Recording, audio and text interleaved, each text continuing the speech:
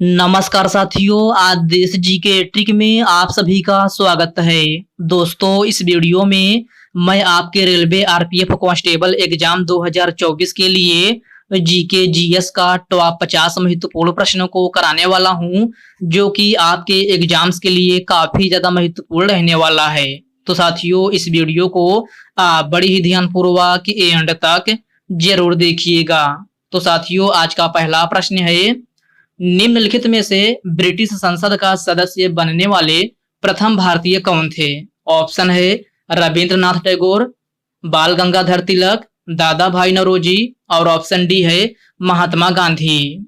तो साथियों, ब्रिटिश संसद का सदस्य बनने वाले प्रथम भारतीय दादा भाई नौरोजी थे। राइट आंसर ऑप्शन सी हो जाएगा, दादा भाई नौरोजी। नेक्स्ट क्वेश्चन है, 1757 के प्लासी युद्ध में अंग्रेजों की तरफ से नेतृत्व किसने किया था? इसका ऑप्शन है Warren Hastings, Robert Clive, William Bentinck और ऑप्शन डी है लॉर्ड कैनिंग। तो साथियों, 1757 के प्लासी युद्ध में अंग्रेजों की तरफ से नेतृत्व रॉबर्ट क्लाइव ने किया था। राइट आंसर ऑप्शन बी हो जाएगा, Robert Clive. Okay friends, next question है, निम्नलिखित में से कौन सी झील तंजानिया व युगांडा के बीच अंतरराष्ट्रीय सीमा बनाती है? तो साथियों, तंजानिया व युगांडा के बीच अंतरराष्ट्रीय सीमा विक्टोरिया झील बनाती है। राइट आंसर ऑप्शन बी हो जाएगा, विक्टोरिया झील। अगला प्रश्न है, गंगा सागर मेला निम्नलिखित में से किस राज्य में आयोजित होता है? पंजाब, उत्तराखंड, झारखंड या फिर पश्चिम बंगाल? तो साथियों, गंगा सागर मेला का आयोजन जो है पश्चिम बंगाल में होता है। राइट आंसर ऑप्शन डी हो जाएगा, पश्चिम बंगाल में। कंदारिया महादेव मंदिर का निर्माण निम्न में से किसने करवाया था?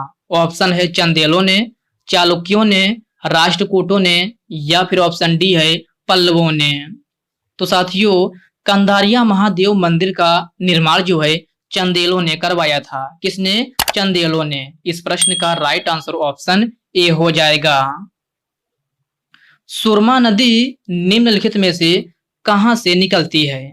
तो साथियों, आपको बताना है कि सुरमा नदी, जिसे बराक नदी कहते हैं, निम्नलिखित में से कहां से निकलती है? अमरकंटक पहाड़ी से, मिजो पहाड़ी से, दक्कन पठार से या फिर ऑप्शन डी है मणिपुर पहाड़ी से।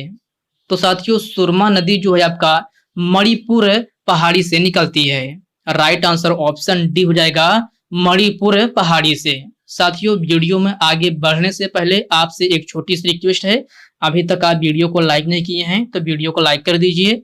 और साथियों, अभी तक आप चैनल को सब्सक्राइब नहीं किए हैं तो प्लीज आपसे रिक्वेस्ट है, आप जो है चैनल को सब्सक्राइब करके बेल आइकन को जरूर से जरूर प्रेस कर लीजिएगा। चलिए साथियों, बढ़ते हैं नेक्स्ट क्वेश्चन की ओर। नेक्स्ट क्वेश्चन आपसे पूछा गया है, संविधान के किस अनुच्छेद के तहत संसद को नागरिकता के संबंध में कानून बनाने का अधिकार प्रदान किया गया है? तो सभी साथी बताएंगे इसका आंसर कि संविधान के किस अनुच्छेद के तहत संसद को नागरिकता के संबंध में कानून बनाने का अधिकार प्रदान किया गया है। तो साथियों, आपका राइट आंसर जो है ऑप्शन सी हो जाएगा, अनुच्छेद 11। ओके फ्रेंड्स, इसको आप अच्छे से जरूर याद रखिएगा। अगला प्रश्न है ये, शहीदी सभा त्योहार निम्न में से किस राज्य द्वारा मनाया जाता है? पंजाब, जम्मू कश्मीर, राजस्थान या फिर गुजरात? तो साथियों, शहीदी सभा त्योहार जो है आपका ये है पंजाब राज्य में मनाया जाता है। राइट आंसर ऑप्शन ए हो जाएगा, पंजाब राज्य में। अगला प्रश्न है ये, लखनऊ में रविंद्रालय की स्थापना किस वर्ष की गई थी? 1968 में, 1958 ईस्वी, 1962 ईस्वी या फिर ऑप्शन डी है 1964 ईस्वी? तो साथियों, लखनऊ में रविंद्रालय की स्थापना जो है आपका 1964 ईस्वी में हुई थी। राइट आंसर ऑप्शन डी हो जाएगा, 1964 ईस्वी में। नेक्स्ट क्वेश्चन है, विजय सागर पश्चिमी बिहार भारत के किस राज्य में स्थित है? उत्तराखंड में, झारखंड में, उत्तर प्रदेश या फिर मध्य प्रदेश? तो साथियों, विजय सागर पश्चिमी बिहार जो है आपका ये है उत्तर प्रदेश में स्थित है। राइट आंसर ऑप्शन सी हो जाएगा, उत्तर प्रदेश में। किस कुषाण शासक के सिक्कों पर सबसे अधिक संख्या में हिंदू देवी देवताओं का अंकन मिलता है? तो सभी साथी इसका आंसर बताएंगे कि किस कुषाण शासक के सिक्कों पर सबसे अधिक संख्या में हिंदू देवी देवताओं का अंकन मिलता है। ऑप्शन है होबिस्क, वासुदेव, बलबन या फिर अकबर। तो साथियों प्रश्न नंबर 11 का राइट आंसर ऑप्शन ए हो जाएगा, होबिस्क। ओके फ्रेंड्स, याद रखना राइट आंसर ऑप्शन क्या होगा, होबिस्क होगा। अगला प्रश्न है, निम्न में से किसको भविष्य का धातु कहा जाता है? तो प्यारे साथियों आपको बताना है कि किसको भविष्य का धातु कहा जाता है। लोहा, तांबा, टाइटेनियम या फिर एल्यूमिनियम। तो साथियों भविष्य का धातु जो है टाइटेनियम को कहा जाता है। राइट आंसर ऑप्शन सी हो जाएगा, टाइटेनियम। ओके फ्रेंड्स, अगला प्रश्न है, कैबिनेट मिशन द्वारा प्रस्तावित अंतरिम सरकार में कुल कितने सदस्य थे? 14 सदस्य, 18 सदस्य, 22 सदस्य या फिर ऑप्शन डी है 10 सदस्य।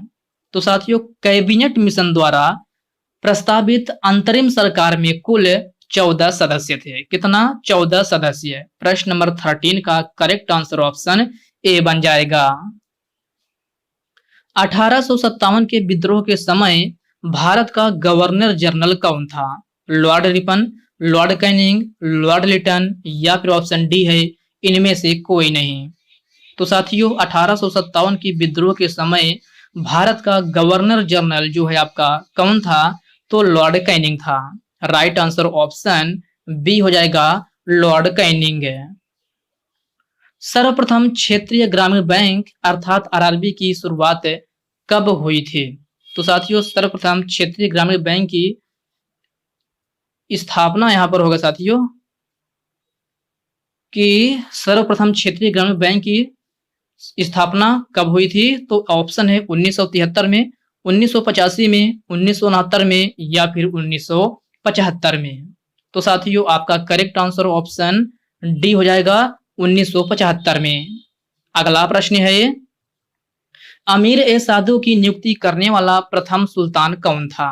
ऑप्शन है मोहम्मद बिन तुगलक, गयासुद्दीन तुगलक, अलाउद्दीन खिलजी या फिर ऑप्शन डी है इनमें से कोई नहीं। तो साथियों अमीर ए साधु की नियुक्ति करने वाला प्रथम सुल्तान कौन था? तो प्यारे साथियों यह आपका मोहम्मद बिन तुगलक था। कौन? मोहम्मद बिन तुगलक। प्रश्न नंबर 16 का करेक्ट आंसर ऑप्शन ए हो जाएगा। राष्ट्रीय सूचना विज्ञान केंद्र की स्थापना कब हुई थी? तो सभी प्यारे साथी इसका आंसर बताएंगे कि राष्ट्रीय सूचना विज्ञान केंद्र की स्थापना कब हुई थी। 1966 ईस्वी, 1976 ईस्वी, 1986 ईस्वी या फिर ऑप्शन डी है 1977 है। तो प्यारे साथियों आपका राइट आंसर ऑप्शन बी हो जाएगा 1976 ईस्वी। 1976 ईस्वी में जो है आपका राष्ट्रीय सूचना विज्ञान केंद्र की स्थापना हुई थी। तो इसको आप अच्छे से जरूर याद रखिएगा। पृथ्वी पर अक्षांश रेखाओं की कुल संख्या कितनी है? तो पृथ्वी पर अक्षांश रेखाओं की कुल संख्या कितनी है? 180 है। राइट आंसर ऑप्शन डी हो जाएगा 180। विरूपाक्ष मंदिर का निर्माण किस वंश के शासकों ने किया था? मौर्य वंश, पल्लव वंश, चालुक्य वंश या फिर ऑप्शन डी है इनमें से कोई नहीं। तो प्यारे साथियों विरूपाक्ष मंदिर का निर्माण जो है किस वंश के शासकों ने किया था? तो आपका राइट आंसर ऑप्शन सी हो जाएगा, चालुक्य वंश के शासकों ने किया था। किसने? चालुक्य वंश के शासकों ने। कृष्ण महाराज का संबंध किस वाद्य यंत्र से है? तो आप बताना है कृष्ण महाराज का संबंध किस वाद्य यंत्र से है? सरोद, तबला, शहनाई या फिर सितार। तो आपका राइट आंसर ऑप्शन बी हो जाएगा, तबला। कृष्ण महाराज का संबंध जो है तबला वाद्य यंत्र से है। विटामिन B6 का रासायनिक नाम क्या होता है? तो मेरे प्यारे साथियों विटामिन B6 का रासायनिक नाम जो है पायरिडॉक्सिन होता है। राइट आंसर ऑप्शन ए हो जाएगा, पायरिडॉक्सिन। 10 डिग्री चैनल निम्न में से किसको अलग करता है? तो आपको बताना है कि 10 डिग्री चैनल जो है किसको अलग करता है? तो साथियों यह है अंडमान एवं निकोबार को अलग करता है। किसको? अंडमान एवं निकोबार को। राइट आंसर जो है आपका ऑप्शन ए हो जाएगा। नेक्स्ट क्वेश्चन है, भारत सरकार द्वारा नीति आयोग योजना की शुरुआत कब की गई थी? तो साथियों भारत सरकार द्वारा नीति आयोग योजना की शुरुआत जो है 1 जनवरी 2015 ईस्वी में की गई थी। कब? 1 जनवरी 2015 में। प्रश्न नंबर 24 का राइट आंसर ऑप्शन ए हो जाए डी हो जाएगा 1 जनवरी 2015। ओके फ्रेंड्स, इसको आप अच्छे से जरूर याद रखिएगा। अगला प्रश्न है ये, उमा शंकर का संबंध किस वाद्य यंत्र से है? सितार, तबला, सरोद या फिर शहनाई। तो साथियों उमा शंकर का संबंध आपसे पूछा गया है, तो उमा शंकर का संबंध जो है सितार वाद्य यंत्र से है। राइट आंसर ऑप्शन ए हो जाएगा सितार। जैन धर्म का संस्थापक किसको माना जाता है? तो आपको बताना है कि जैन धर्म का संस्थापक जो है किसको माना जाता है।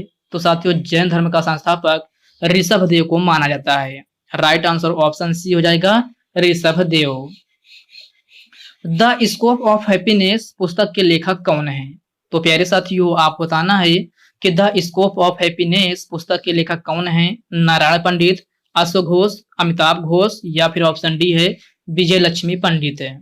तो आपका राइट आंसर ऑप्शन डी हो जाएगा विजय लक्ष्मी पंडित है। द स्कोप ऑफ हैप्पीनेस पुस्तक के लेखक कौन है? तो विजय लक्ष्मी पंडित है। तो प्रश्न नंबर 27 का राइट आंसर ऑप्शन डी हो जाएगा। मोमबत्ती के लौ का बाहरी भाग किसकी मौजूदगी के कारण, यहाँ पर आपका नीला शब्द जोड़ लीजिएगा कि किसकी मौजूदगी के कारण जो है नीला होता है। तो साथियों मोमबत्ती के लौ का बाहरी भाग जो है किसकी मौजूदगी के कारण नीला होता है? तो साथियों यह आपका किसके कारण होता है? तो आपका राइट आंसर जो है ऑप्शन बी हो जाएगा nitrogen. Okay friends, next question है, भारत का सबसे बड़ा ग्लेशियर कौन सा है? तो आपको बताना है कि भारत का सबसे बड़ा ग्लेशियर कौन सा है। तो साथियों यह आपका सियाचिन ग्लेशियर है। प्रश्न नंबर 29 का राइट आंसर ऑप्शन ए हो जाएगा। तटरक्षक दिवस किस तिथि को मनाया जाता है? तो तटरक्षक दिवस किस तिथि को मनाया जाता है?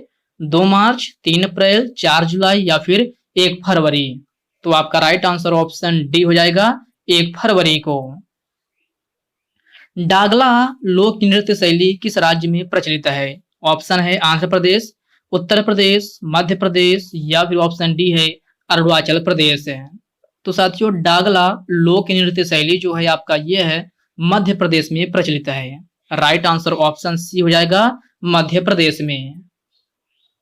गंगोत्री नेशनल पार्क किस राज्य में स्थित है? उत्तराखंड में, झारखंड में, अरुणाचल प्रदेश में या फिर उत्तर प्रदेश में।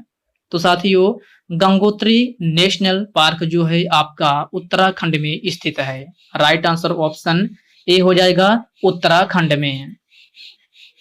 राष्ट्रीय युवा दिवस कब मनाया जाता है? 12 जनवरी, 17 जनवरी, 20 मार्च या फिर 21 अप्रैल। तो साथियों राष्ट्रीय युवा दिवस जो है आपका यह है 12 जनवरी को मनाया जाता है। राइट आंसर ऑप्शन ए हो जाएगा 12 जनवरी। बेसबॉल किस देश का राष्ट्रीय खेल है? तो सभी प्यारे साथी इसका आंसर बताएंगे कि बेसबॉल जो है किस देश का राष्ट्रीय खेल है? भारत, स्पेन, अमेरिका या फिर इंडोनेशिया। तो साथियों बेसबॉल जो है आपका यह है अमेरिका देश का राष्ट्रीय खेल है। राइट आंसर ऑप्शन सी हो जाएगा अमेरिका। एनु जनजाति कहाँ पाई जाती है? तो एनु जनजाति जो है आपका जापान में पाई जाती है। राइट आंसर ऑप्शन डी हो जाएगा जापान में। साइलेंट वैली कहाँ स्थित है? तो साथियों साइलेंट वैली कहाँ स्थित है? कर्नाटक, राजस्थान, केरल या फिर झारखंड। तो साइलेंट वैली आपका केरल राज्य में स्थित है। राइट आंसर ऑप्शन सी हो जाएगा केरल राज्य में। भारत में कौन सी नदी को खुला नाला कहा जाता है? तो आपको बताना है कि भारत में जो है कौन सी नदी को खुला नाला कहा जाता है। ऑप्शन है यमुना नदी, गंगा नदी, गोदावरी नदी या फिर ऑप्शन डी है कावेरी नदी। तो साथियों भारत में खुला नाला जो है यमुना नदी को कहा जाता है। राइट आंसर ऑप्शन ए हो जाएगा यमुना नदी को। ओके फ्रेंड्स, इसको आप अच्छे से जरूर याद रखिएगा। चलिए बढ़ते हैं नेक्स्ट क्वेश्चन की ओर। नेक्स्ट क्वेश्चन आपसे पूछा गया है भारत और चीन की बीच सीमा रेखा का नाम क्या है? तो साथियों भारत और चीन की बीच की सीमा रेखा का नाम क्या है? रेड क्लिफ रेखा, मैकमोहन रेखा, ए और बी दोनों, या फिर ऑप्शन डी है इनमें से कोई नहीं। तो आपका राइट आंसर ऑप्शन बी हो जाएगा, मैकमोहन रेखा। भारत और चीन की इस बीच सीमा रेखा का नाम जो है मैकमोहन रेखा है। और साथियों बढ़त और पाकिस्तान का पूछा जाए तो भारत और पाकिस्तान के बीच की सीमा रेखा का नाम रेड क्लिफ रेखा है। ओके फ्रेंड्स, क्लियर है। चलिए बढ़ते हैं नेक्स्ट क्वेश्चन की ओर। नेक्स्ट क्वेश्चन आपसे पूछा गया है, भूटान की आधिकारिक भाषा कौन सी है? जोंगखा, नेपाली, मलयालम या फिर इनमें से कोई नहीं। तो साथियों भूटान की आधिकारिक भाषा जो है आपका जोंगखा है। राइट आंसर ऑप्शन ए हो जाएगा। 1857 के विद्रोह के समय भारत का गवर्नर जनरल कौन था? तो कौन था? लॉर्ड कैनिंग था। राइट आंसर ऑप्शन बी हो जाएगा। हरियाणा में प्रत्येक वर्ष सूरजकुंड शिल्प मेला किस माह में आयोजित होता है? मार्च, फरवरी, अप्रैल या फिर जनवरी। तो आपका राइट आंसर ऑप्शन बी हो जाएगा, फरवरी माह में। हरियाणा में प्रत्येक वर्ष सूरजकुंड शिल्प मेला आपका जो है फरवरी माह में आयोजित किया जाता है। तो प्रश्न नंबर 42 का राइट आंसर ऑप्शन बी बन जाएगा। क्षेत्रफल की दृष्टि से भारत का सबसे बड़ा राज्य कौन सा है? तो क्वेश्चन को ध्यान से पढ़िए। आपसे पूछा गया है क्षेत्रफल की दृष्टि से भारत का सबसे बड़ा राज्य कौन सा है? तो आपका राजस्थान है। राइट आंसर ऑप्शन डी हो जाएगा। वर्ष 1919 में जालियांवाला बाग हत्याकांड कहां पर हुआ था? कोलकाता में, मुंबई में, अमृतसर में या फिर ऑप्शन डी है इनमें से कोई नहीं। तो साथियों वर्ष 1919 में जालियांवाला बाग हत्याकांड जो है आपका अमृतसर में हुआ था। कहां? अमृतसर में। प्रश्न नंबर 44 का राइट आंसर ऑप्शन सी हो जाएगा। हितोपदेश नामक पुस्तक के लेखक कौन है? तो सभी प्यारे साथी इसका आंसर बताएंगे कि हितोपदेश नामक पुस्तक के लेखक जो है आपका कौन है। ऑप्शन दिया गया है विष्णु शर्मा, नारायण पंडित, बाण भट्ट या फिर ऑप्शन डी है इनमें से कोई नहीं। तो साथियों हितोपदेश नामक पुस्तक के लेखक जो है आपका नारायण पंडित हैं। राइट आंसर ऑप्शन बी हो जाएगा, नारायण पंडित है। ओके फ्रेंड्स, इसको आप अच्छे से जरूर याद रखिएगा। अगला प्रश्न है, विश्व का सबसे बड़ा नदी द्वीप कौन सा है? तो आपको बताना है विश्व का सबसे बड़ा नदी द्वीप कौन सा है। माजुली द्वीप, ग्रीनलैंड, इंडोनेशिया या फिर अंडमान निकोबार है। तो साथियों विश्व का सबसे बड़ा नदी द्वीप आपसे पूछा गया है। तो आपका राइट आंसर ऑप्शन ए हो जाएगा, माजुली द्वीप है। और साथियों माजुली द्वीप किस नदी पर है? तो यह आपका ब्रह्मपुत्र नदी पर है। किस नदी पर? ब्रह्मपुत्र नदी पर। और राज्य पूछा जाए तो असम राज्य में है। कहाँ? असम राज्य में। ओके फ्रेंड्स, इन पॉइंट को आप अच्छे से जरूर याद रखिएगा। चलिए बढ़ते हैं नेक्स्ट क्वेश्चन की ओर। नेक्स्ट क्वेश्चन आपसे पूछा गया है, काजीरंगा नेशनल पार्क किस राज्य में अवस्थित है? मणिपुर में, राजस्थान में, असम में या फिर राजस्थान में। तो साथियों काजीरंगा नेशनल पार्क जो है आपका कहाँ है? तो असम राज्य में स्थित है। राइट आंसर ऑप्शन सी हो जाएगा, असम राज्य में। ओके फ्रेंड्स, क्लियर है। चलिए बढ़ते हैं नेक्स्ट क्वेश्चन की ओर। नेक्स्ट क्वेश्चन आपसे पूछा गया है, अटलांटिक महासागर में उष्णकटिबंधीय चक्रवात को क्या कहा जाता है? टाइफून, प्रतिचक्रवात, हरिकेन या फिर ऑप्शन डी है इनमें से कोई नहीं। तो प्यारे साथियों अटलांटिक महासागर में उष्णकटिबंधीय चक्रवात को क्या कहा जाता है? तो अटलांटिक महासागर में उष्णकटिबंधीय चक्रवात को जो है हरिकेन कहा जाता है। क्या? हरिकेन। प्रश्न नंबर 49 का राइट आंसर ऑप्शन सी हो जाएगा। तो साथियों आज के इस वीडियो में बस इतने ही प्रश्न हैं। तो साथियों इस वीडियो में मैंने आपको पूरे 49 क्वेश्चन करा दिया है।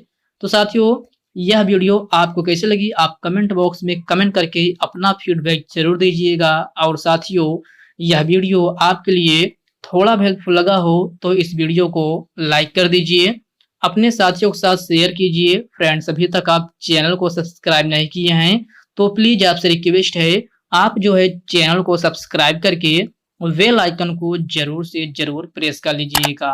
तो चलिए साथियों इसी के साथ हम मिलते हैं किसी नेक्स्ट वीडियो में। तब तक के लिए जय हिंद दोस्तों।